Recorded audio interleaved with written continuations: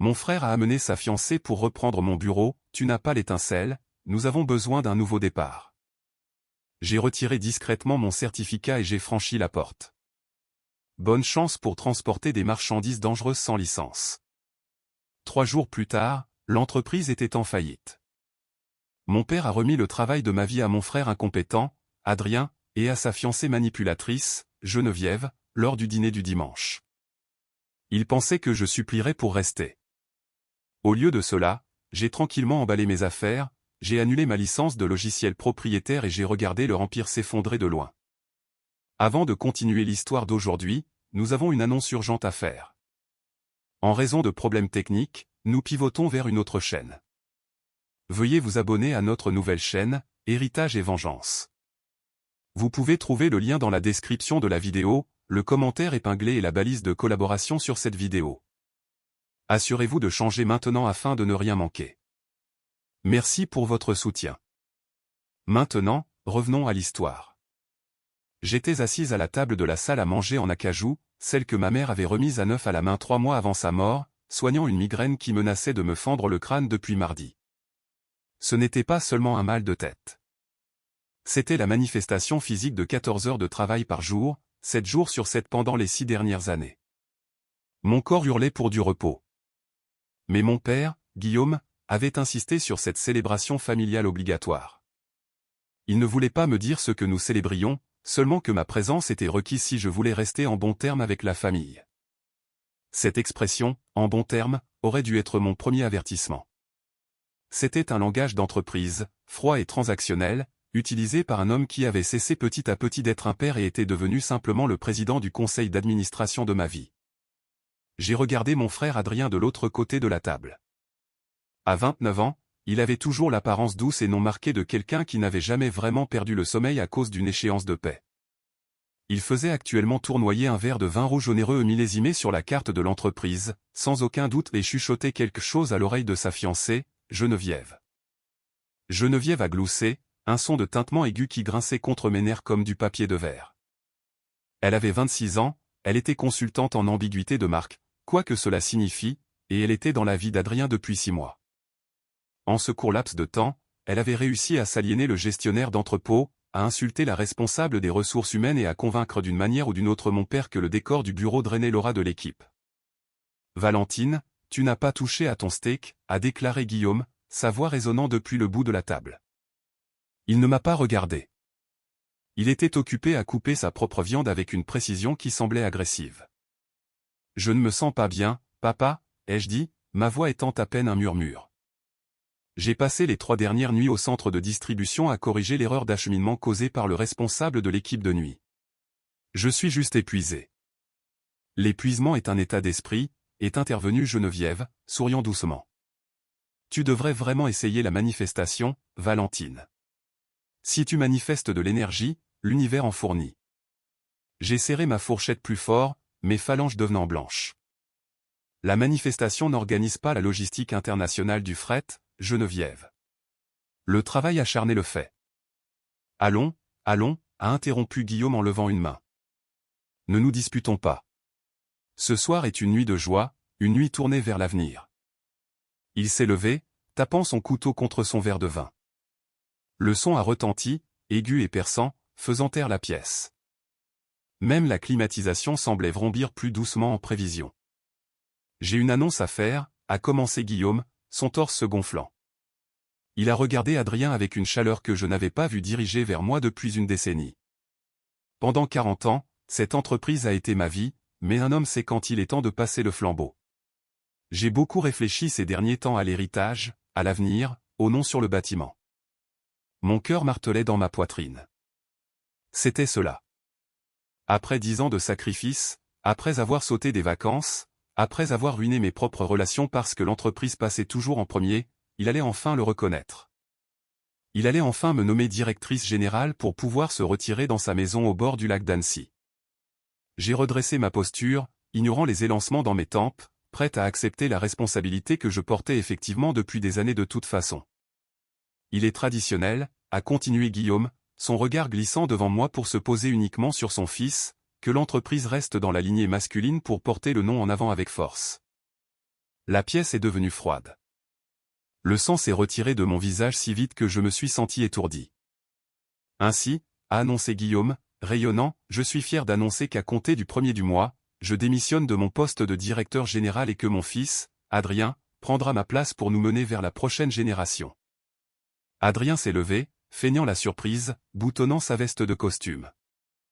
Geneviève a applaudi avec enthousiasme, regardant autour de la pièce comme si elle attendait des applaudissements qui ne sont jamais venus. Je suis resté pétrifié. Je ne pouvais plus respirer. Papa, ai-je bégayé. Guillaume m'a alors regardé, mais ses yeux étaient durs. Valentine, ne fais pas de scène. Mais Adrien, ai-je balbutié, ma voix tremblante. Adrien ne connaît pas la différence entre un connaissement et un bon de livraison. Il n'est pas venu à une seule revue trimestrielle en 2 ans.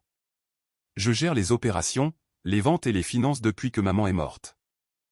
Et tu as fait un excellent travail en tant qu'assistante, a déclaré Guillaume d'un ton dédaigneux. Mais tu es une femme, Val. Tu as 34 ans. Tu devrais te concentrer sur la recherche d'un mari, fonder une famille, et non stresser pour des camions et des syndicats. Ce n'est pas un style qui te convient. Tu as l'air fatigué. Vieille. J'ai l'air fatigué parce que je fais son travail et le tien, ai-je rétorqué, le volume de ma voix augmentant.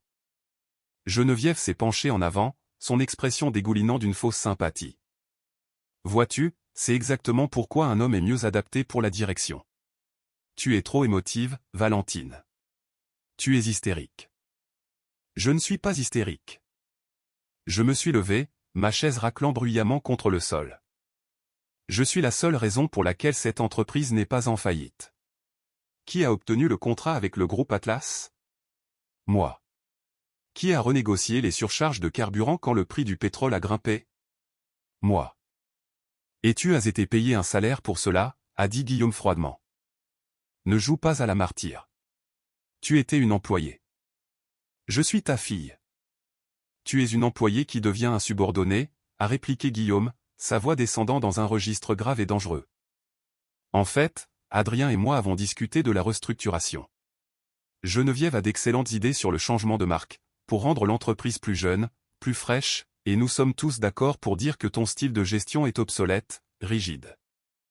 Adrien s'est éclairci la gorge, essayant d'avoir l'air autoritaire, mais ressemblant juste à un enfant qui joue à se déguiser avec les vêtements de son père. Ouais, Val, nous pensons qu'il est préférable que tu te retires complètement. Nous avons besoin d'une page blanche. Pas de mauvaise onde. Vous me virez, ai-je demandé, les mots ayant un goût de cendre dans ma bouche. Nous te laissons partir, a corrigé Guillaume. Emballe tes affaires. Tu as jusqu'à demain midi pour vider ton bureau. Je veux tes clés et ton ordinateur portable d'entreprise sur mon bureau avant que tu ne quittes le bâtiment. Je les ai regardés, mon père, que j'avais vénéré, mon frère, que j'avais protégé, et cette étrangère, Geneviève, qui souriait comme le chat qui a obtenu la crème. La trahison n'était pas seulement professionnelle. C'était un coup physique viscéral qui brisait le fondement même de mon identité. Très bien, ai-je chuchoté, le combat me quittant soudainement, remplacé par une clarté froide et anesthésiante. Je m'en vais. Bien, a déclaré Guillaume, se rasseyant et piquant une pomme de terre. Maintenant, Adrien, parle-nous de ce voyage en yacht que tu prévois pour la retraite des cadres. Je me suis retourné et j'ai quitté la salle à manger. En arrivant à la porte, j'ai entendu Geneviève chuchoter assez fort pour que je l'entende. Enfin, maintenant nous pouvons vraiment commencer à gagner de l'argent. J'ai marché vers la porte d'entrée, ma main tremblant alors que j'atteignais la poignée. La douleur dans ma tête avait disparu, remplacée par un calme terrifiant. La trahison était pire que le diagnostic lui-même. C'était une condamnation à mort pour la famille que je pensais avoir. Le trajet de retour vers mon appartement a été un flou de néon et de pluie aveuglante. Je n'ai pas pleuré. Je pense que j'étais en état de choc. Mon esprit s'emballait, rejouant la scène à la table du dîner encore et encore, disséquant chaque regard, chaque mot. Traditionnelle. Émotive. Assistante. Quand je suis enfin entré dans mon appartement calme et vide, le silence m'a frappé comme un poids physique. J'avais acheté cet endroit il y a 2 ans, mais j'y avais à peine passé du temps. Ma vie avait été le bureau. Ma vie avait été l'entrepôt. Ma vie avait été de réparer les erreurs de Guillaume et de couvrir l'incompétence d'Adrien. Je suis allé à la cuisine et je me suis versé un verre d'eau, mes mains tremblant si fort que j'en ai renversé la moitié sur le comptoir en granit. J'ai regardé la flaque d'eau, regardant l'eau couler sur le bord jusqu'au sol. Emballe tes affaires. Il voulait que je sois parti avant midi. Il voulait mon ordinateur portable. Il voulait mes clés. Un rire sombre et amer a bouillonné dans ma gorge. Il a commencé doucement puis a éclaté en quelque chose de frénétique, résonnant contre les murs minimalistes. Il voulait une page blanche. Il voulait supprimer la surveillance rigide qui l'effrénait. Je suis entré dans mon bureau à domicile, la seule pièce de l'appartement qui semblait réellement habitée, et je me suis assise devant mon ordinateur de bureau personnel. C'était une machine puissante, celle que j'utilisais pour jouer aux jeux vidéo lors des rares occasions où j'avais du temps libre, mais surtout pour coder. Le codage était mon réconfort secret. C'était de la logique. C'était de la structure. C'était juste. Si le code était correct, cela fonctionnait. S'il était faux, cela cassait. Il n'y avait pas de népotisme en langage informatique. J'ai démarré le système, le vrombissement des ventilateurs de refroidissement ressemblant à un moteur d'avion dans la pièce silencieuse. J'ai navigué vers le serveur en nuage où j'hébergeais mes projets personnels. Guillaume et Adrien pensaient que l'entreprise fonctionnait par magie. Ils pensaient que les camions savaient simplement où aller, que les rapports sur l'efficacité du carburant se généraient tout seuls, que la facturation des clients était automatisée par un outil standard de l'industrie pour lequel nous payions un abonnement. Ils se trompaient. Il y a 5 ans, l'entreprise perdait de l'argent. Nous utilisions des feuilles de calcul et des tableaux blancs obsolètes. Nous perdions des colis, manquions des fenêtres de livraison et nous hémorragions les coûts de carburant. Nous ne pouvions pas nous permettre le logiciel de planification des ressources d'entreprise à plusieurs millions d'euros que les grandes entreprises de logistique utilisaient. Alors, j'en ai construit un. J'ai passé 6 mois de nuit blanche à apprendre seul la programmation, construisant un système propriétaire personnalisé que j'ai appelé Vélocité. Il gérait tout. Acheminement dynamique basé sur le trafic et la météo, facturation automatisée, suivi de la conformité des conducteurs et planification de la maintenance prédictive. But parce que l'entreprise était fauchée à l'époque, et parce que j'étais assez intelligente pour écouter le vieux conseil de ma mère sur la protection de soi-même, je n'ai jamais vendu le logiciel à l'entreprise. Je n'ai jamais transféré les droits de propriété intellectuelle. J'ai conservé la pleine propriété du code et du serveur sur lequel il fonctionnait. Je l'avais loué à l'entreprise pour 1 euro par mois, une formalité, un accord symbolique pour le rendre légal. J'ai ouvert le dossier du contrat numérique. C'était là.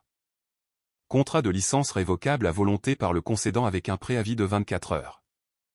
J'ai regardé l'écran, la lumière bleue se reflétant dans mes yeux. Il voulait mon ordinateur portable d'entreprise. Il pouvait l'avoir. Ce n'était qu'une coque. Le cerveau de l'opération, le système nerveux qui maintenait toute la flotte en mouvement, vivait ici sur mon serveur privé à mon nom. Je n'étais pas seulement la directrice des opérations. J'étais l'architecte de toute leur réalité. Mais ils avaient oublié une chose cruciale. J'ai chuchoté à la pièce vide, mon doigt planant sur la souris, vous pouvez virer le conducteur, mais vous ne pouvez pas virer le moteur. Je n'ai pas encore cliqué sur le bouton de résiliation. Pas ce soir. Je devais faire cela dans les règles. Je devais emballer mon bureau, remettre mes clés et les regarder dans les yeux une dernière fois. Je voulais qu'ils ressentent la victoire. Je voulais qu'ils se sentent en sécurité. Puis, quand le soleil se coucherait et que les camions seraient chargés pour les trajets de longue durée du lundi soir, je débrancherais tout.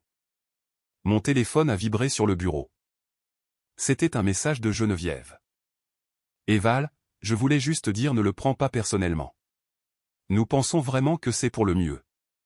Peut-être que tu peux prendre du temps pour te trouver. Nous allons avoir besoin de ta place de parking pour ma nouvelle Porsche, au fait. Bisous. J'ai lu le message 2 fois, puis je l'ai supprimé. Me trouver? Oh, j'étais sur le point de me trouver, en effet. Et ils étaient sur le point de découvrir exactement ce qui se passe quand on jette le capitaine par-dessus bord au milieu d'une tempête. Pour comprendre pourquoi la trahison blesse si profondément, il faut comprendre les jours sombres. C'est ainsi que les employés de longue date appelaient la période d'il y a 5 ans. Juste après le décès de ma mère, Guillaume s'est effondré. Il a cessé de venir. Il a cessé de s'en soucier. Il passait ses journées au club de loisirs et ses nuits à boire des alcools coûteux, ignorant les piles croissantes d'avis de dette sur son bureau. Adrien avait 24 ans alors, tout juste sorti d'un programme universitaire qu'il avait à peine réussi grâce à d'importants dons de papa. Il n'était pas intéressé par la logistique. Il était intéressé par l'image d'un homme d'affaires. Il a acheté une voiture Tapa accent Graveleuil avec le bail de l'entreprise, a embauché ses amis de fraternité comme consultants et a tenté de faire pivoter l'entreprise vers des services de coursier de luxe pour des marques de mode haut de gamme. Ce fut un désastre. Nous avons perdu 3 de nos contrats industriels de base parce qu'Adrien avait oublié de renouveler les certifications de matières dangereuses. Les chauffeurs se révoltaient parce que les chèques de paie étaient rejetés. La banque menaçait de saisir l'entrepôt principal. J'avais 29 ans. On m'avait proposé un poste lucratif dans une grande entreprise technologique à Lyon. J'étais prête à partir. J'étais prête à commencer ma propre vie. Mais je ne pouvais pas laisser mourir l'héritage de mon père. Je ne pouvais pas laisser les 50 familles qui comptaient sur nous pour leur salaire perdre leurs moyens de subsistance. Alors, j'ai refusé le poste à Lyon. Je suis retourné dans ma chambre d'enfant pour économiser le loyer. J'ai viré les amis d'Adrien. J'ai liquidé mon propre fonds d'épargne pour couvrir la paie pendant 2 mois pendant que je renégociais notre dette avec la banque. Je les ai sauvés. J'ai arraché l'entreprise au bord de la mort. Centimètre par centimètre, euro par euro, je l'ai construite pendant cette période parce que nous n'avions pas d'autre choix. Nous avions besoin d'efficacité pour survivre. Guillaume est finalement revenu au travail, s'attribuant le mérite du redressement, disant qu'il avait dirigé le navire à travers les eaux agitées. Je l'ai laissé dire. Je ne me souciais pas du crédit.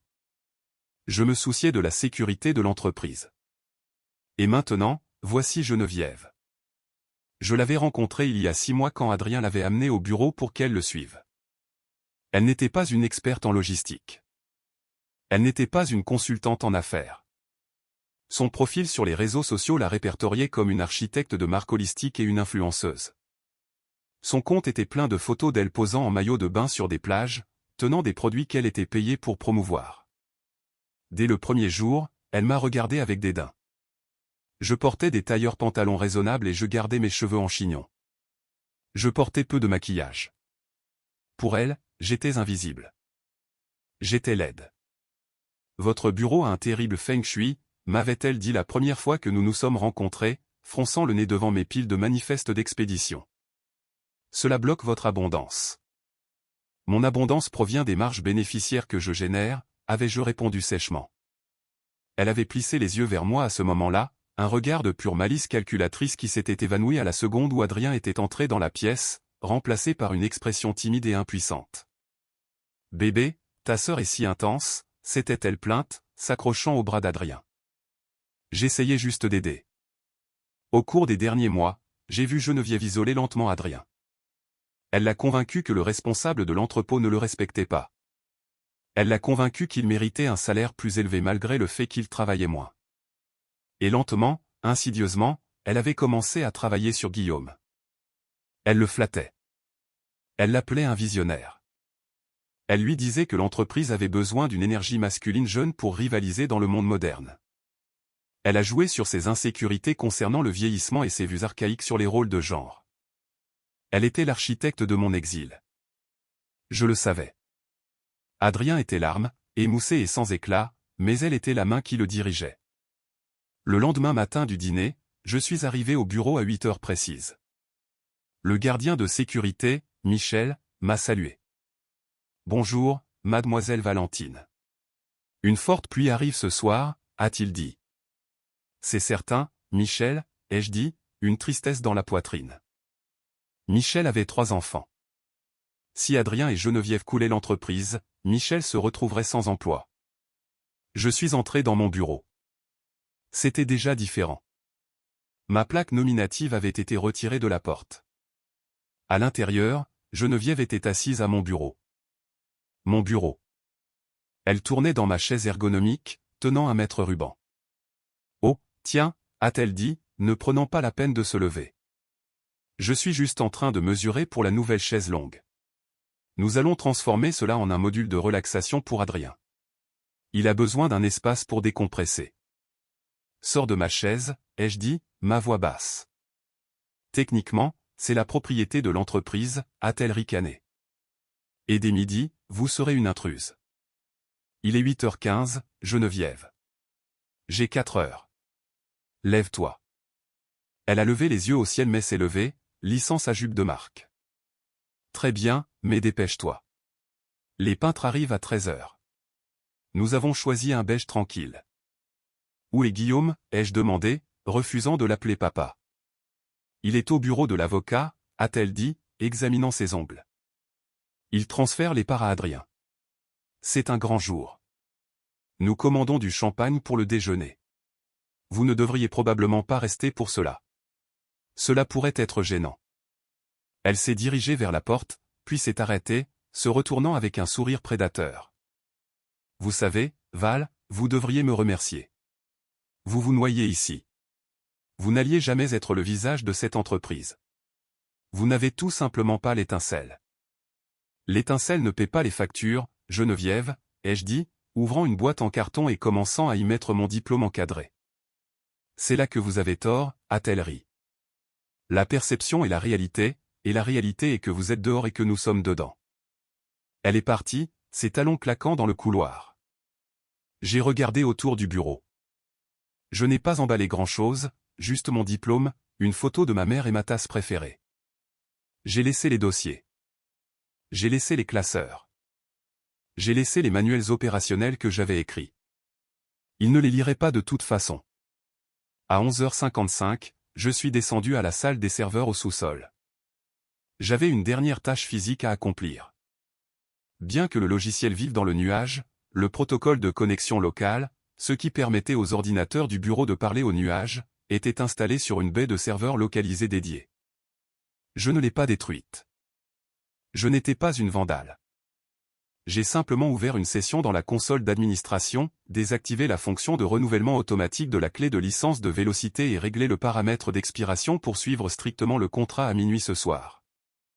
Ensuite, j'ai placé mes clés sur le dessus de la baie de serveur. Je suis sorti par la sortie arrière, évitant le hall principal où j'entendais les bouchons sauter. Je suis monté dans ma voiture, j'ai éteint mon téléphone d'entreprise et je l'ai laissé sur le siège passager. Je suis parti. Ils voulaient un nouveau départ. Ils allaient avoir une réinitialisation brutale. L'horloge de mon écran d'ordinateur est passée de 23h59 à minuit pile. Lundi avait officiellement commencé. J'étais assise dans le noir de mon bureau à domicile, éclairée seulement par la douce lueur bleue du tableau de bord de mon serveur. Sur l'écran, une cascade d'indicateurs d'état a commencé à clignoter. Un par un, les nœuds de connexion au serveur sur site de transport Meunier sont passés du vert au rouge. Autorisation client échouée. Protocole d'optimisation d'itinéraire suspendu. Synchronisation du manifeste du conducteur déconnecté. Ce n'était pas un crash. C'était une cessation de service programmée. Mon logiciel, le cerveau qui disait à 58 camions où aller, quoi charger et quand dormir, avait simplement cessé de parler au corps. Je n'ai pas ressenti la vague de joie malveillante que je pensais ressentir. Au lieu de cela, j'ai ressenti une résolution lourde et froide. C'était comme regarder un patient mourir après avoir été forcé de le débrancher contre votre volonté. J'ai pris une gorgée de tisane, la chaleur se propageant dans ma poitrine, me stabilisant. Adieu, transport Meunier, ai-je chuchoté. Je ne me suis pas endormi immédiatement. Au lieu de cela, j'ai ouvert une nouvelle fenêtre de navigateur et j'ai commencé à taper. Si je partais en guerre, j'avais besoin d'une armure. J'ai rédigé un courriel à Sabine, une ancienne colocataire d'université qui est maintenant une avocate impitoyable en propriété intellectuelle à Paris. J'ai joint le contrat de licence original, les métadonnées prouvant la date de création du code sur ma machine personnelle et l'avis de résiliation que j'avais légalement mis en file d'attente dans le système. Sujet, vol potentiel de propriété intellectuelle, utilisation non autorisée de vélocité. Sabine, j'ai été licencié aujourd'hui. Ma famille conserve le matériel, mais comme tu le sais, la licence du logiciel était mensuelle. J'ai révoqué l'accès. J'anticipe qu'ils tenteront de contourner le verrouillage ou de revendiquer la propriété. J'ai besoin qu'une mise en demeure soit rédigée et prête à être envoyée d'ici demain matin. Regarde aussi du côté de Geneviève Tarot, c'est la nouvelle consultante. Quelque chose ne va pas. J'ai cliqué sur envoyer. Le premier message texte est arrivé à 3h17 du matin. C'était de la part du répartiteur de l'équipe de nuit, un homme bon nommé Elie. Mademoiselle Val, les écrans sont devenus noirs, tous. Les conducteurs appellent à la radio. Ils ne peuvent pas accéder à leur manifeste numérique. Les tablettes sont bloquées. Est-ce une mise à jour? J'ai regardé le téléphone. Je voulais répondre. Je voulais dire à Ellie comment passer en manuel, comment extraire les copies papier du classeur dans le bureau arrière, mais je ne le pouvais pas. Les aider maintenant impliquerait que j'étais toujours une employée. Cela impliquerait une responsabilité. J'ai balayé la notification et mis le téléphone en mode ne pas déranger. À 7h du matin, l'écran de mon téléphone était un mur d'appels manqués. 14 de Guillaume, 22 d'Adrien, 3 d'un numéro que je ne reconnaissais pas, probablement Geneviève. Je me suis préparé un petit déjeuner complet. Œufs brouillés, pain grillé, café frais. Je me suis assise près de la fenêtre et j'ai regardé la pluie fouetter la vitre. Pendant 10 ans, mes lundis avaient été une course contre la montre, un flot de cortisol et de caféine. Aujourd'hui, le silence était assourdissant, mais il était à moi. À 8h30, j'ai finalement décroché le téléphone. Je n'ai pas appelé Guillaume. J'ai appelé la direction régionale de l'environnement, de l'aménagement et du logement. Bonjour, ai-je dit, ma voix ferme. Ici Valentine Meunier. J'appelle pour mettre à jour l'agent de sécurité enregistré pour Transport Meunier. Certainement, madame, allez-y. Je démissionne formellement de mon poste de directrice de la sécurité des matières dangereuses et d'agent de conformité avec effet immédiat. Veuillez retirer ma certification de l'autorité d'exploitation de l'entreprise. C'est entendu. Sachez simplement que sans un agent certifié au dossier, le permis de transport de matières dangereuses du transporteur est automatiquement suspendu dans les 24 heures. J'en suis consciente, ai-je dit. Veuillez en informer le transporteur. J'ai raccroché. C'était le deuxième piège. Le logiciel était le cerveau. La certification des matières dangereuses était le sang. Sans moi, il ne pouvait pas simplement déplacer des boîtes lentement. Légalement, ils ne pouvaient plus du tout déplacer le fret de leurs 3 plus gros clients. Je n'étais plus la victime. J'étais le commandant du siège. Les coups à la porte de mon appartement ont commencé à 9h15. C'était agressif, rythmé et désespéré. Valentine, ouvre cette porte. Je sais que tu es là. C'était Adrien. J'ai pris une profonde inspiration, lissé ma chemise et je me suis dirigé vers la porte. Je ne l'ai pas ouverte immédiatement. J'ai vérifié par le Judas. Adrien était là, le visage rouge, les cheveux mouillés par la pluie, portant toujours le costume du dîner d'hier. Derrière lui se tenait Guillaume, l'air pâle et confus, tenant un parapluie noir. J'ai déverrouillé le pen dormant et j'ai ouvert la porte juste assez pour être entendu, mais pas assez pour les inviter à entrer. « Que voulez-vous » ai-je demandé calmement. « Tu nous as piratés » a hurlé Adrien, poussant sa main contre le cadre de la porte. « Tu as effacé les serveurs. Tout a disparu. Les camions sont coincés dans la cour. Le groupe Atlas appelle le téléphone personnel de papa. Je n'ai rien piraté, ai-je dit, m'appuyant contre le montant de la porte. Et rien n'est effacé. Les données sont en sécurité. Alors remets-les en marche, a crié Guillaume, s'avançant. Il paraissait plus vieux que la veille. L'arrogance était remplacée par une panique frénétique et suante. Répare cela, Valentine. Maintenant. Cette petite crise de colère nous coûte des milliers d'euros par heure. Je ne peux pas le réparer, ai-je dit. Je ne travaille pas pour Transport Meunier. Rappelez-vous, j'ai été licencié. On m'a dit d'emballer mes affaires. Ne joue pas avec moi, a rugi Guillaume, sa voix craquant.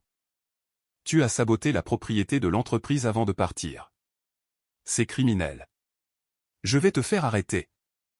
Ce n'est pas la propriété de l'entreprise, ai-je dit, ma voix descendant dans un froid glacial. Les ordinateurs sont à vous, les camions sont à vous, mais le logiciel, il m'appartient. Adrien a cligné des yeux, regardant Guillaume, puis revenant vers moi. Quoi? Non, c'est sur nos serveurs. C'est sur vos serveurs en vertu d'un contrat de licence, les jeux corrigés. Un accord que j'ai signé en tant que développeuse et que tu as signé en tant que directeur général il y a 5 ans, papa. Tu ne l'as probablement pas lu. Tu étais trop occupé au club de loisirs. C'était une licence mensuelle, révocable à volonté. J'ai vu le souvenir vaciller dans les yeux de Guillaume. Le vague souvenir de la signature d'une pile de papier que j'avais mis devant lui pendant les jours sombres, juste heureux que les problèmes s'en aillent. Tu nous as facturé, a balbutié Guillaume. 1 euro par mois, ai-je dit. Et puisque je ne suis plus employé et puisque vous avez décidé d'aller dans une direction fraîche, j'ai décidé de mettre fin à la relation avec le fournisseur. Vous vouliez une page blanche. Vous l'avez eue. Toute ma surveillance rigide a disparu. Tu dois le remettre en marche, a plaidé Adrien, sa voix perdant son tranchant et devenant pleurnicharde. Geneviève panique. Elle a essayé d'installer un logiciel de comptabilité, mais cela ne fait pas d'acheminement. Les conducteurs menacent de partir. Nous ne savons pas qui transporte quoi. Cela ressemble à un problème de directeur général, Adrien, ai-je dit. Geneviève est une architecte de marque, n'est-ce pas? Peut-être qu'elle peut manifester une solution. Valentine, s'il te plaît, a dit Guillaume, son ton passant de la colère à une douceur désespérée et manipulatrice. Nous sommes une famille. Tu ne peux pas laisser l'héritage mourir ainsi. Viens seulement. Remets-le en marche. Nous pouvons discuter d'un honoraire de consultant. Un honoraire de consultant? J'ai ri, un son sec et sans humour. Hier, j'étais insubordonné et obsolète. Aujourd'hui, vous voulez m'engager. Nous avons besoin du système, a insisté Guillaume. Le système n'est pas à vendre, ai-je dit fermement. Et moi non plus. Vous avez été très clair sur le fait que mes services n'étaient plus requis. Vous vouliez qu'Adrien dirige. Laissez-le diriger. Tu tues l'entreprise, a crié Adrien. Non, Adrien, ai-je dit, le regardant droit dans les yeux. J'étais le maintien en vie. Vous venez de débrancher la machine parce que vous n'aimiez pas le signal sonore. J'ai commencé à fermer la porte. Attends, a hurlé Guillaume, coinçant le bout de son parapluie dans l'ouverture. Les chargements de matières dangereuses. Les autorités nous ont envoyé un avis de suspension. Ils ont dit que l'agent de sécurité avait démissionné. Nous avons 6 camions-citernes de solvants industriels sur le quai. Je suis personnellement responsable de ces chargements. Ma signature est sur les formulaires de conformité, ai-je dit. Pensez-vous que je vais risquer ma licence et une peine de prison pour une entreprise dans laquelle je ne suis pas autorisé à entrer? Vous avez besoin d'un agent certifié. Je vous suggère de vous faire certifier. Cela prend environ 6 mois de cours. 6 mois. Guillaume est devenu blême. Nous avons 6 heures avant que le client n'annule le contrat. Alors vous ferez mieux de commencer à conduire, ai-je dit. Oh, attendez. Vous n'avez pas non plus de permis poids lourd. J'ai donné un coup de pied dans le bout du parapluie pour le sortir du cadre de la porte et j'ai refermé violemment. J'ai verrouillé le pêne dormant. J'ai appuyé mon front contre le bois frais, écoutant Adrien jurer et donner des coups de pied dans la porte de l'extérieur. Mon cœur battait la chamade, mais pas de peur. C'était l'adrénaline d'avoir enfin, après 34 ans, dit non. Le mercredi, l'effondrement de Transport Meunier n'était plus une dispute familiale privée. C'était devenu un ragot de l'industrie. J'étais assise dans le bureau de Sabine en centre-ville, regardant la mise en demeure qu'elle venait de finaliser. La vue de la ville depuis le gratte-ciel était grise et pluvieuse, assortie à l'ambiance des messages vocaux qui s'accumulaient sur mon téléphone. Ils ont essayé d'engager une société informatique tierce hier, a dit Sabine, faisant glisser un rapport sur son bureau en verre. Mes sources disent que la société est partie après 2 heures. Apparemment, sans votre code source et le schéma de la base de données, les données brutes sur leur serveur ne sont que du charabia. C'est crypté. Je l'ai crypté pour la confidentialité des clients, ai-je dit, sirotant mon eau. Protocole standard. Eh bien, pour eux, cela ressemble à un rançongiciel, a souri Sabine. Geneviève raconte partout que vous êtes une cyberterroriste. Laisse-la parler, ai-je dit. Que as-tu trouvé sur elle? Sabine a ouvert un dossier. Geneviève Tarot, de son vrai nom Géraldine Tarot, ancienne agente immobilière ratée à Nice, poursuivie 2 fois pour fraude en lien avec une escroquerie de coaching de vie de luxe. Elle n'a aucun diplôme en marketing, en image de marque ou en commerce. Elle a rencontré Adrien dans une boîte de nuit à Saint-Tropez il y a 6 mois. J'ai senti un œuf froid dans mon estomac. C'est une arnaqueuse, une professionnelle, a confirmé Sabine. Elle cible les petites entreprises familiales à la direction faible. Elle arrive, gonfle l'ego de l'héritier, aliène le personnel compétent et essaie de faire pivoter l'entreprise vers des entreprises à forte marge qui ne sont en fait que des sociétés écrans qu'elle contrôle. J'ai vérifié la liste des fournisseurs qu'Adrien a approuvés lundi. Elle a pointé une ligne.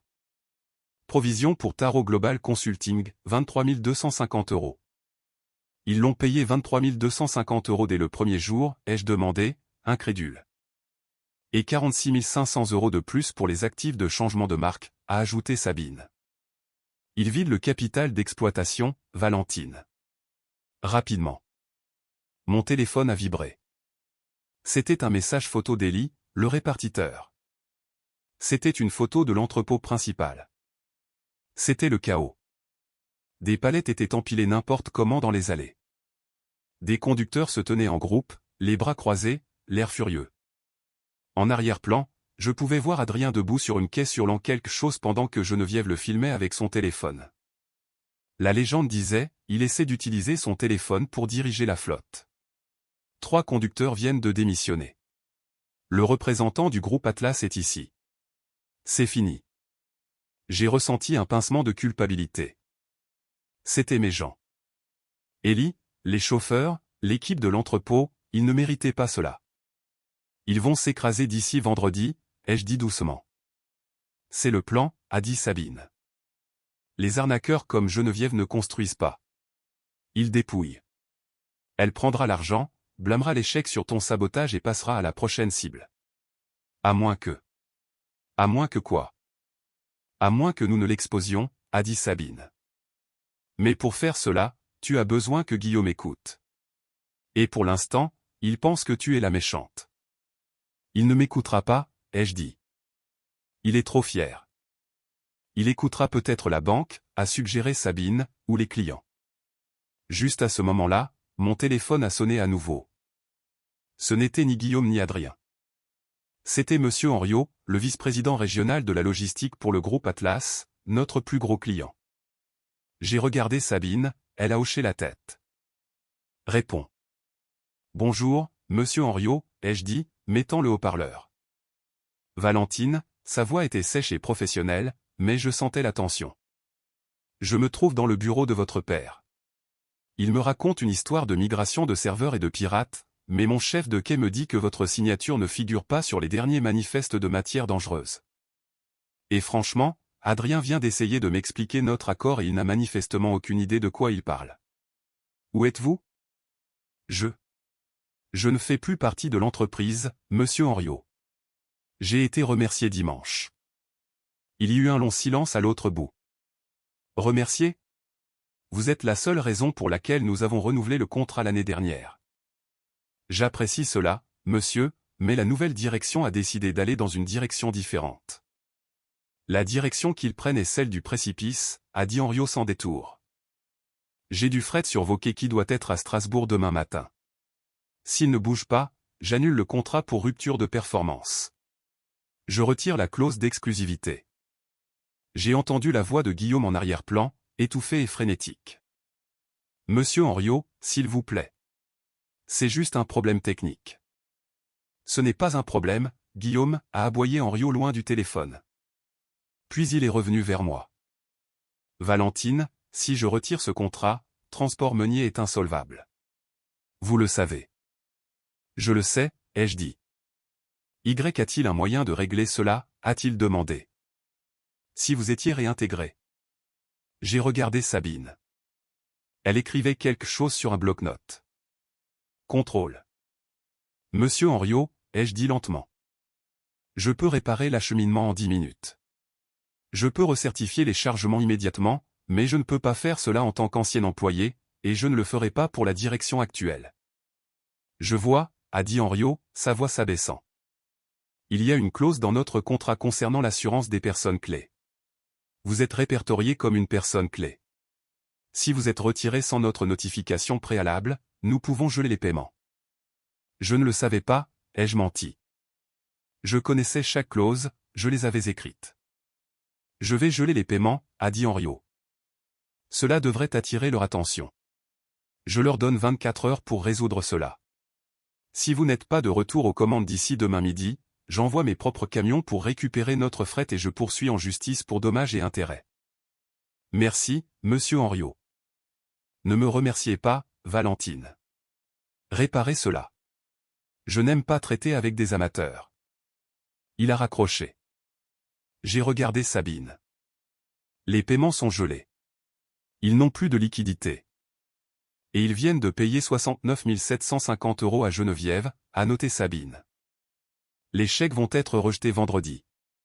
La paie va être rejetée. Je me suis levé et j'ai marché vers la fenêtre. La pluie s'était arrêtée, laissant la ville lavée, propre et grise. Demain, c'est le barbecue annuel d'appréciation des conducteurs, ai-je dit, me rappelant le calendrier. Guillaume ne le manque jamais. Il adore jouer au patriarche bienveillant en distribuant des hamburgers aux hommes. C'est la scène parfaite, a dit Sabine. Public, tous les employés, la famille, et Geneviève sera là, ai-je dit, un plan se formant dans mon esprit. Elle adore avoir un public. J'aurai le dossier complet sur elle d'ici là, a dit Sabine. Relevé bancaire, ancien pseudonyme, la photo d'identité judiciaire de Nice. Imprime tout, ai-je dit, me tournant vers elle. Tout. Fais des copies. Que allez-vous faire? Je vais au barbecue, ai-je dit. Et j'apporte la salade de pommes de terre et la vérité. Les enjeux ne pouvaient pas être plus élevés. Si j'échouais, l'entreprise mourrait et 50 familles perdaient leurs revenus. Si je réussissais, je devrais briser le cœur de mon père pour sauver son héritage. Mais en regardant la photo du chaos dans l'entrepôt, je savais que je ne pouvais pas le choix. Le nouveau départ était terminé. Il était temps pour le nettoyage. Le barbecue annuel d'appréciation des conducteurs se tenait sur le terrain de gravier derrière le centre de distribution principal. Habituellement, c'était un événement joyeux. L'odeur de la poitrine de bœuf fumée, le son du rock classique sortant des haut-parleurs et mon père serrant la main d'homme qu'il connaissait depuis 20 ans. Aujourd'hui, cependant, l'atmosphère ressemblait plus à une veillée funèbre qu'à une célébration. J'ai arrêté ma voiture devant la barrière de sécurité. Michel, le gardien, m'a regardé avec un soulagement visible sur son visage fatigué. Il n'a pas demandé de pièce d'identité. Il n'a pas demandé si j'étais sur la liste. Et just hit the button to raise the barrier and m'a adressé un signe de tête bref et respectueux. Donnez-leur l'enfer, mademoiselle Valentine, a-t-il murmuré alors que je passais. J'ai garé ma berline à côté de la voiture de sport odieuse d'Adrien. J'ai saisi l'épée dossier sur le siège passager, l'arme que Sabine avait forgée pour moi, et je suis sorti. L'air sentait le charbon brûlé et la tension. En marchant vers la foule, je les ai vus, les chauffeurs étaient regroupés, chuchotant, les bras croisés défensivement. Le personnel de l'entrepôt avait l'air maussade, et là, sur une scène improvisée faite de palettes, se tenaient Guillaume, Adrien et Geneviève.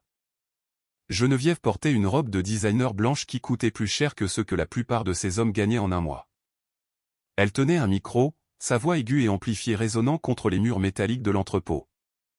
Et nous savons qu'il y a eu quelques accros avec la nouvelle transition numérique, disait-elle, affichant un sourire éclatant et faux. Mais le changement est salissant. C'est juste l'univers qui nettoie la vieille énergie pour faire de la place à l'abondance. Nous avons de grands projets pour un salon de détente dans la salle de pause. Nous n'avons pas besoin d'un salon. Nous avons besoin de nos feuilles de route, a crié un chauffeur depuis le fond. Et de nos heures supplémentaires, a hurlé un autre. Guillaume s'est avancé, prenant le micro des mains de Geneviève. Il avait l'air terrible. Son teint était gris, ses yeux cernés. Il essayait de projeter de la force, mais il ressemblait à un capitaine dont le navire était déjà sous l'eau. « Allons, les gars, calmez-vous » a dit Guillaume, sa voix tremblant légèrement. Nous travaillons sur les problèmes techniques. C'est une migration complexe. Nous avons été visés par des acteurs malveillants externes, mais nous sommes une famille ici, et les familles se serrent les coudes dans les moments difficiles. Nous ne sommes pas une famille si les chèques sont rejetés, Guillaume. Vieux meunier, sans lien de parenté, notre chauffeur le plus ancien, a aboyé. Les chèques ne seront pas rejetés, a crié Adrien, s'avançant. Nous avons beaucoup de capital. Mon père a construit cette entreprise à partir de rien. En fait, ai-je dit, ma voix portant clairement à travers le silence soudain du terrain de gravier, maman a tenu les livres. J'ai construit les systèmes. Tu as juste construit une montagne de dettes en 3 jours. La foule s'est séparée comme la mer Rouge alors que je marchais vers la Seine. Je n'ai pas crié. Je n'ai pas couru. J'ai marché avec la cadence régulière et rythmée d'une femme qui avait parcouru ses sols pendant une décennie. Valentine, a soufflé Guillaume, le micro tombant à ses côtés. Que fais-tu ici? Elle est une intruse, a hurlé Geneviève, pointant un doigt manucuré vers moi. Sécurité. Michel, sortez-la d'ici. C'est elle qui nous a piratés. Elle est l'énergie toxique. Michel, debout près de la barrière, a croisé les bras et a regardé le ciel, soudainement très intéressé par un nuage qui passait. Je me suis arrêté à la base de la scène de palette. J'ai levé les yeux vers eux. Le triumvirat de l'incompétence. Je n'ai rien piraté, Geneviève, ai-je dit assez fort pour que chaque chauffeur l'entende. J'ai juste repris ce qui m'appartenait. Vélocité est ma propriété intellectuelle. Et puisque j'ai été licencié, je l'ai emporté avec moi. C'est le monde des affaires. Tu prends l'entreprise en otage, a crié Adrien, son visage devenant rouge tacheté. Non, Adrien. Je t'empêche de la précipiter dans un ravin. Je suis monté sur la scène. Geneviève a essayé de me bloquer, mais je l'ai contourné comme s'il s'agissait d'un cône de signalisation. Je me suis tourné vers la foule. Combien d'entre vous ont reçu leur notification de paie pour demain? Un silence. C'est ce que je pensais, ai-je dit. Et vous n'en recevrez pas, car il y a 20 minutes, le groupe Atlas, notre plus gros client, a gelé tous les paiements à Transport Meunier pour rupture de contrat. Un souffle de stupeur a parcouru la foule. Le grondement de la colère s'est amplifié. C'est un mensonge, a crié Guillaume, m'attrapant le bras. Monsieur Henriot ne ferait pas cela. Il l'a fait, ai-je dit, me dégageant doucement. Parce que vous n'avez pas d'agent de sécurité, parce que vos camions sont à l'arrêt et parce qu'il sait que le navire coule. Je me suis tourné vers Geneviève. Elle cherchait une issue, ses yeux parcourant la foule hostile. Et pour ce qui est du capital mentionné par Adrien, ai-je continué, ouvrant le dossier, il a disparu. J'ai sorti le relevé bancaire que Sabine avait signalé. Au cours des 72 dernières heures, 3 transferts totalisant 69 750 € ont été effectués vers Tarot Global Consulting pour des services de changement de marque. Des services qui consistent en quelques logos et un plan pour peindre la salle de pause en beige. Ce sont les tarifs standards, s'est écrié Geneviève, sa voix craquant. Je suis une consultante de haut niveau. Vraiment? J'ai sorti la feuille suivante. Une photo d'identité judiciaire. C'était Geneviève, mais avec des cheveux plus foncés et moins de maquillage, tenant une plaque qui disait Police de Nice.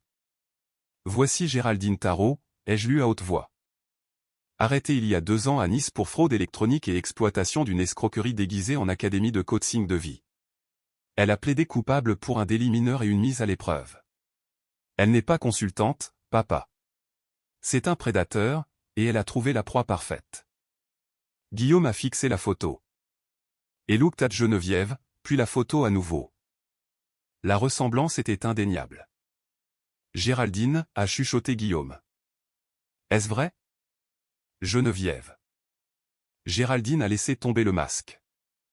Son visage s'est contracté en un ricanement, le masque de lumière se brisant complètement. Oh, grandis un peu, vieil homme, a-t-elle craché. Tu ne demandais qu'à être plumé. Je veux un héritage. Je veux un fils pour reprendre l'affaire. Tu étais si désespéré de mettre à l'écart ta fille bosseuse et ennuyeuse que tu m'as laissé entrer par la grande porte. Je n'ai rien volé. Tu as signé les chèques. Toi et ton idiot de fils. Adrien avait l'air d'avoir reçu un coup de poing dans le ventre. Bébé, mais nous allions nous marier. Nous allions nous marier parce que tu avais une entreprise, a-t-elle ri. Un son cruel et sec. Maintenant, tu as un parking rempli de routiers en colère et un compte bancaire gelé. Je m'en vais. Le bail de la Porsche est à ton nom, au fait. Elle s'est tournée pour partir, mais le cercle des conducteurs s'était resserré. Elle a regardé le mur de chemise et de jean, puis est revenue vers moi. « Laissez-la partir », ai-je dit calmement. « Elle n'en vaut pas la peine, les gars. La police attend déjà à son appartement. » Les conducteurs se sont écartés juste assez pour la laisser filer, ses talons au vacillant sur le gravier. Elle a disparu vers la barrière, laissant derrière elle une traînée de parfums coûteux et de rêves ruinés. Le silence est retombé sur la scène. Adrien s'est assis sur une pile de palettes, la tête entre les mains, pleurant, pas un cri digne, mais les sanglots d'un enfant qui a cassé un jouet qu'il ne peut pas réparer. Guillaume est resté figé. Il a regardé les conducteurs, qui le fixaient avec un mélange de pitié et de mépris. Il a regardé l'endroit vide où Geneviève s'était tenue. Et puis finalement, il m'a regardé. Il paraissait vieux, vaincu. L'arrogance du dîner de dimanche avait disparu, remplacée par la terrifiante réalisation de sa propre sottise. Valentine, a-t-il croassé. La paix. Le contrat Atlas. Est-ce vraiment fini? Le contrat est nul à minuit, ai-je dit. La paix est lancée à 17 h aujourd'hui. Si le système n'est pas opérationnel, la banque ne traitera pas le lot. Il a regardé sa montre. Il était 14 h. Je ne peux pas le réparer, a-t-il chuchoté. Je ne sais pas comment. Je le sais, ai-je dit. Il a fait un pas vers moi, ses mains tremblantes. Val, j'ai fait une erreur. Une terrible erreur. J'ai laissé l'orgueil. J'ai laissé la tradition. Il ne pouvait pas finir sa phrase. Des larmes ont coulé dans ses yeux. Sauve-nous, s'il te plaît, pour l'amour de ta mère. Je l'ai regardé. J'aurais pu partir. J'aurais pu laisser tout brûler. Cela aurait été juste. Mais en regardant les visages des conducteurs, des hommes comme Meunier, qui m'avaient appris à conduire, des hommes qui avaient apporté des plats cuisinés quand maman était morte, je savais que je ne pouvais pas les punir pour les péchés de mon père. Je vais le sauver, ai-je dit, ma voix dure et absolue. Mais pas pour toi et pas en tant qu'employé. Tout ce que tu voudras, a dit Guillaume. Demande. 51%, ai-je dit. Participation de contrôle. Je deviens directrice générale avec effet immédiat. Tu prends officiellement ta retraite. Pas de siège au conseil d'administration, pas de droit de veto. Tu vas dans la maison au bord du lac et tu y restes. Guillaume a hoché la tête, une larme traçant un chemin dans la poussière sur sa joue. Entendu. Et Adrien, ai-je dit, regardant mon frère. Il a levé les yeux, rouge. Val, je suis désolé. Elle m'a manipulé. Elle l'a fait, ai-je convenu. Mais tu l'as laissé faire. Tu voulais le titre sans le travail. Alors si tu veux rester dans cette entreprise familiale, tu vas la prendre par le bas. Que veux-tu dire, a reniflé Adrien. J'ai pointé le quai de l'entrepôt. Tu commences au quai de chargement demain. Le car commence à 4 h du matin. Tu réponds au chef d'équipe. Si tu es en retard une seule fois, tu es viré. Si tu te plains une seule fois, tu es viré. Adrien a regardé l'entrepôt, puis ses mains douces et sans callosité. Il a hoché la tête lentement. D'accord. Je me suis tourné vers la foule de conducteurs. Ils observaient, attendaient. Michel, ai-je crié au gardien de sécurité, ouvre la salle des serveurs principale. Je me suis assise sur le bord de la scène, j'ai ouvert mon ordinateur portable et je me suis connecté au Wi-Fi local. La foule a retenu son souffle. Mes doigts volaient sur le clavier. J'ai accédé au panneau d'administration à distance. J'ai entré ma clé de cryptage. J'ai tapé la commande que j'avais écrite il y a 3 jours. Réinitialiser système. Restaurer licence vélocité permanent. Synchroniser certificat de matière dangereuse actif. J'ai appuyé sur Entrée. Pendant une seconde, rien ne s'est passé. Puis un vrombissement sourd a commencé à émaner du bâtiment derrière nous. Les lumières de l'entrepôt ont vacillé et se sont stabilisées. Et puis un son comme une vague qui s'écrase. 50 téléphones portables ont sonné simultanément. J'ai un itinéraire, a crié un chauffeur en regardant son téléphone. La paix vient d'apparaître en attente, a hurlé un autre. Nous sommes en ligne, a crié quelqu'un. La tension s'est brisée. Les conducteurs ont commencé à applaudir. Un tonnerre d'applaudissements qui couvrait le vrombissement des serveurs. Ils n'applaudissaient pas pour l'entreprise. Ils applaudissaient pour le moteur. J'ai fermé mon ordinateur portable. Je n'ai pas souri. Je me suis juste levé, j'ai regardé mon père une dernière fois et j'ai descendu les marches. J'avais une entreprise à diriger. Les 6 mois suivants ont été les plus difficiles de ma vie, mais aussi les plus satisfaisants. Nettoyer le désordre laissé par Géraldine a pris des semaines. Nous avons dû récupérer les paiements frauduleux par des actions en justice, rassurer nos clients et reconstruire le moral d'une main-d'œuvre qui avait été traitée comme des rouages jetables. Guillaume a tenu parole. Il a signé les documents de transfert le lendemain matin. Ce fut une affaire sobre dans le bureau de l'avocat. Il n'a pas essayé de négocier. Il n'a pas essayé de se justifier.